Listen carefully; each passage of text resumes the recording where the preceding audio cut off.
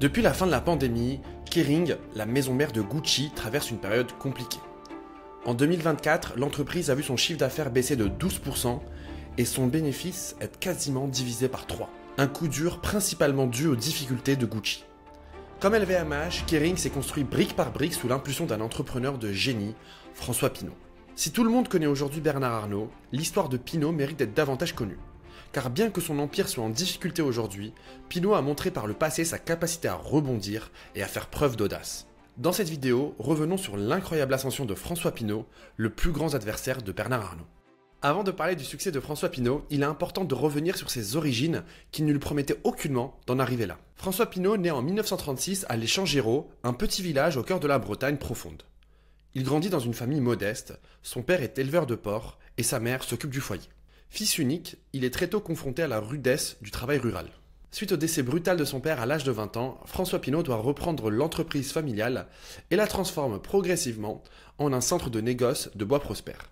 À la fin des années 1960, son réseau couvre toute la Bretagne, ce qui attire la convoitise de poissons plus gros.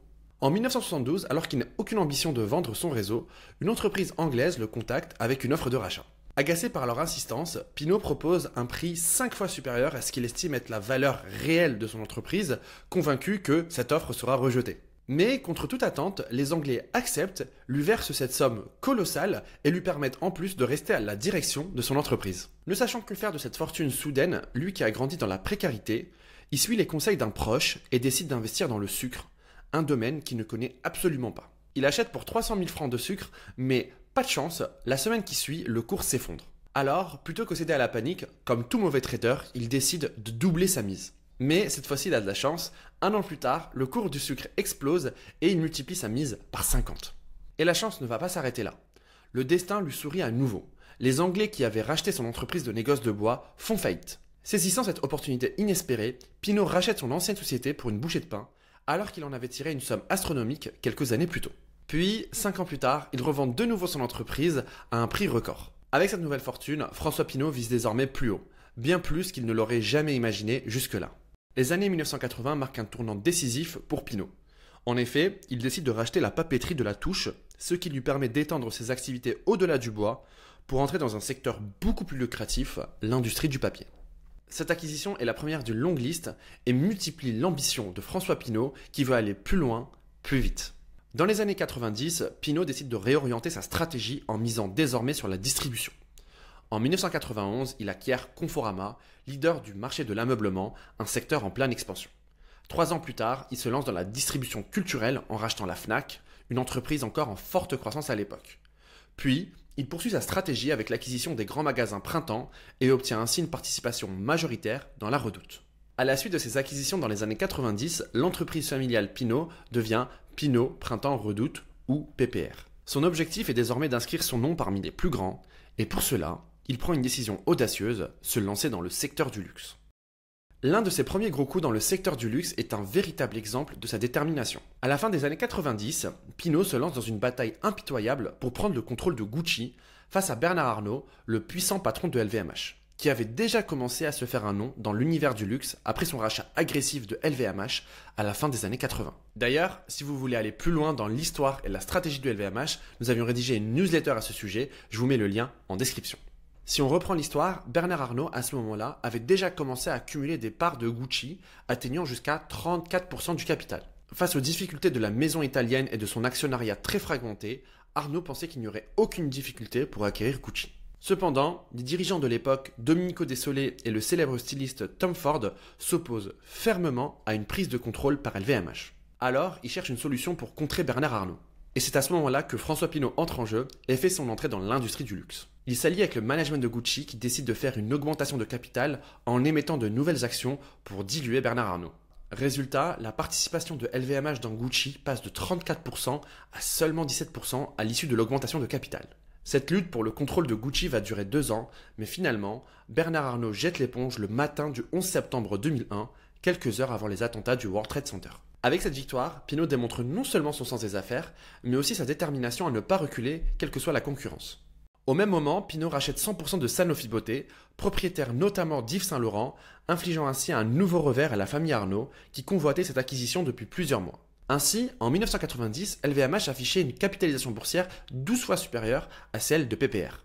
Pourtant, 10 ans plus tard, en 2000, l'écart s'est considérablement réduit et PPR vaut désormais seulement 30% de moins que LVMH. En 2001, Pinault détient dans son portefeuille des marques prestigieuses telles que Gucci, Yves Saint Laurent, Boucheron, ainsi que Balenciaga, Alexander McQueen et Bottega Veneta. Mais qu'en est-il de son ancienne activité dans la distribution?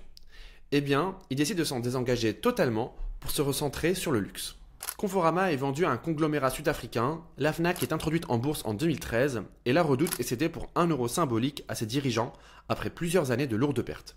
Pour symboliser ce recentrage sur le luxe, PPR devient Kering en 2013. Et ce mouvement s'achève en 2018 quand il cède une large partie de Puma. Contrairement au sucre où il avait su réaliser un coup de maître, Pinault n'a pas réussi à redresser ses activités de distribution en déclin. Néanmoins, ces cessions lui ont permis de se concentrer pleinement sur l'expansion du luxe avec un succès éclatant.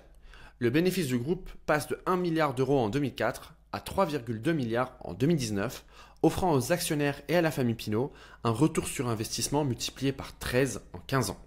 Ainsi, tout semble sourire à François Pinault qui en 40 ans n'a connu que de rares échecs. Outre son empire du luxe, il a su diversifier ses investissements avec le rachat du Stade Rennais, l'acquisition de la prestigieuse maison de vente aux enchères Christie's, ainsi que des vignes du château Latour. Néanmoins, après un parcours quasiment sans faute, les premiers nuages commencent à apparaître à partir de la fin de la pandémie. La crise du Covid-19 marque la fin d'une période de réussite sans précédent pour la famille Pinault.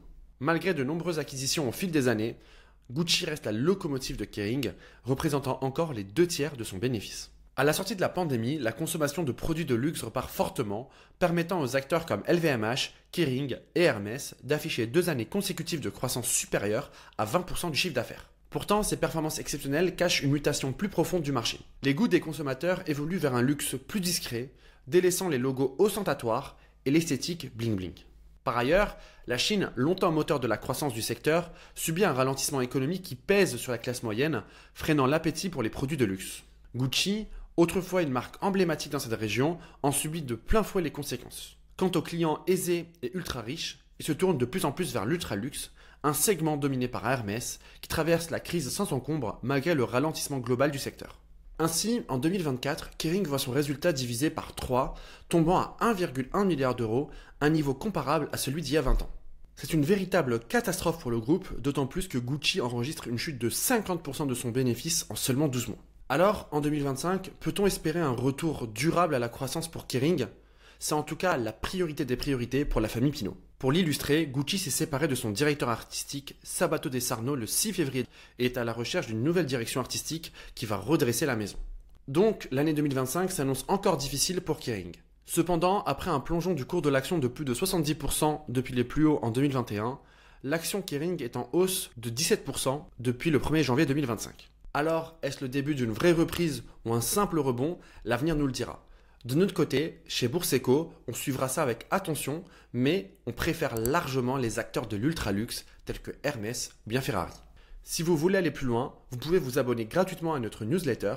Vous recevrez au passage notre e-book de 200 actions de qualité en France, en Europe et en Amérique du Nord. Sinon, on se dit à bientôt pour une prochaine vidéo. Salut!